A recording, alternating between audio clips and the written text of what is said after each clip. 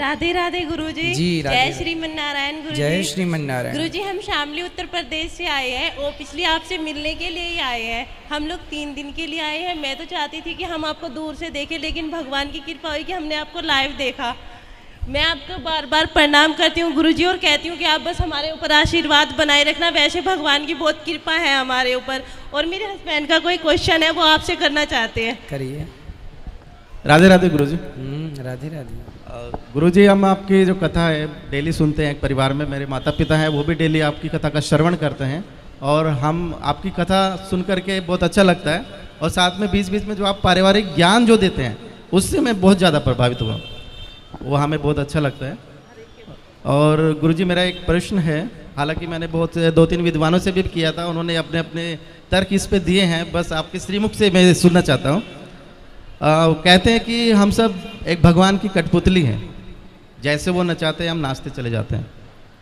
तो जो हम कर्म करते हैं, चाहे वो अच्छे कर्म कर रहे हो या बुरे कर्म करते हैं, उसमें भी भगवान की इच्छा होगी जिससे हम वो कर्म कर रहे हैं। तो जब हम कोई बुरा कर्म करते हैं तो उसका दंड हमें क्यों मिलता है सर? मेरा ये प्रश्न है। बहुत सुंदर प्रश्न है इनका, बड़ा गहरा है, बड़ा अच्छा सवाल है। बहुत कम लोग प्रश्न करते हैं ऐसा, आपने प्रश्न किया है, उत्तर दे रहे हैं। सारी काम भगवान करते हैं। कहते हैं ईश्वर की मर्जी के बिना पत्ता भी नहीं हिलता। तो जब सब भगवान करते हैं तो फिर पापी व्यक्ति क्यों है? बिल्कुल बिल्कुल, है ना। हमने चोरी की तो फिर हमने वो भी ईश्वर की मर्जी से की, क्योंकि सब ईश्वर की मर्जी से हो रहा है। ये सवाल है आपका। जी जी बिल्कुल। अब उत्तर के लिए आपसे ही मैं प्रश्न करूंगा। जी बिल्कुल। आपकी एक गाड़ी है, माना कि एक कार आपकी है और आप मालिक हैं, कार के मालिक। आपने एक ड्राइवर लगा रखा है जी। आपने ड्राइवर से कहा कि गाड़ी लेके स्टेशन चले जाओ, गाड़ी लेके एयरपोर्ट चले जाओ, गाड़ी लेके मार्केट चले जाओ। तो आप जो कहते हैं आपका ड्राइवर वहीं ले जाएगा गाड़ी। जी। गाड़ी आपकी मर्जी से चलती है, चलाता तो ड्राइवर है पर मर्जी आपकी है। सही है? जी बिल्कुल। आपने गाड़ी एयरपोर्ट के लिए रवाना की, जा बेटा मेरे गेस्ट आ रहे हैं, जाओ एयरपोर्ट से लेके आओ। ड्राइवर गाड़ी लेके चला, आपकी मर्जी से जा रहा है। जी जी। पर रास्ते में वो गाड़ी को किसी डिवाइडर से ठोक देता है, तो गाड़ी का एक्सीडेंट हो गया, गाड़ी का नुकसान हो गया, गाड़ी क्षतिग्रस्त हो गई। तो क्या ये आपकी मर्जी थी? जी नहीं। आपकी मर्जी थी कि गाड़ी एयरपोर्ट जाए, पर गाड़ी का एक्सीडेंट हो गया, गाड़ी गड्ढे में गिर गई। ये आपकी मर्जी नहीं थी। ये मर्जी नहीं थी, ये गलती थी। किसकी? आपकी नहीं, ड्राइवर की। हाँ या ना? जी। ड्राइवर के पास दोनों थे, एक्सीलेटर भी था और ब्रेक भी था। क्यों नहीं हिसाब से गाड़ी चलाया? क्यों डिवाइडर पर ठोक दिया? आपकी गाड़ी आपकी मर्जी से चलती है, पर जब उसका नुकसान होता है तो वो आपकी मर्जी नहीं होती है ना, वो लापरवाही होती है। उसी प्रकार ये संसार भगवान की ओर से चल रहा है, मालिक भगवान है, हम लोग केवल ड्राइवर हैं। हमारे पास ईश्वर ने विवेक दे रखा है।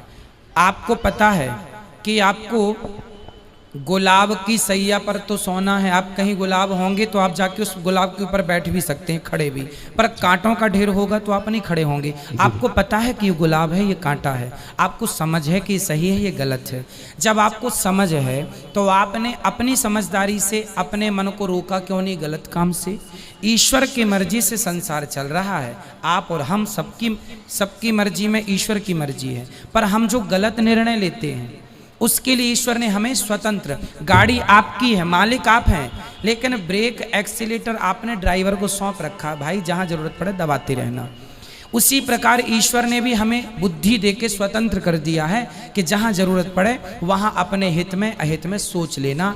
आपको कहा जाए कुएं में गिर जाओ, आप नहीं गिरेंगे, आपको पता है ये गलत है। तो आपको स्वयं को ईश्वर ने इतनी पावर दे रखी है।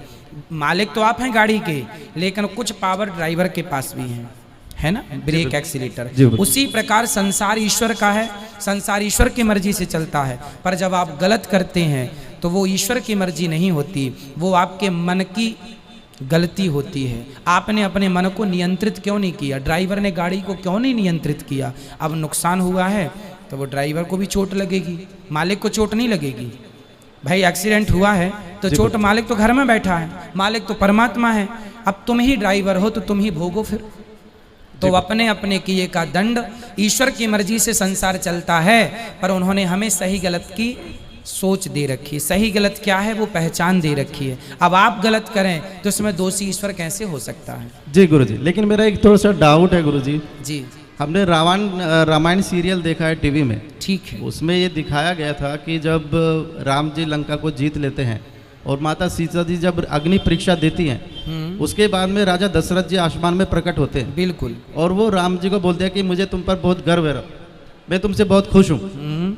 तो भगवान राम वहाँ पे उनसे एक चीज़ मांगते हैं कि आप मुझे एक वचन दे दो कि आप जो है माता कैकेयी को क्षमा कर दो, उनकी इसमें कोई गलती नहीं। लेकिन वो जो आप बता रहे हैं कि एक विवेक और जो बुद्धि जो दे रखी है वो भगवान ने सभी को दे रखी है, वो माता कैकेयी को भी दे रखी थी। ठीक है। लेकिन उन्होंने गलत निर्णय लिया, लेकिन भगवान ने उनको क्षमा कर दिया।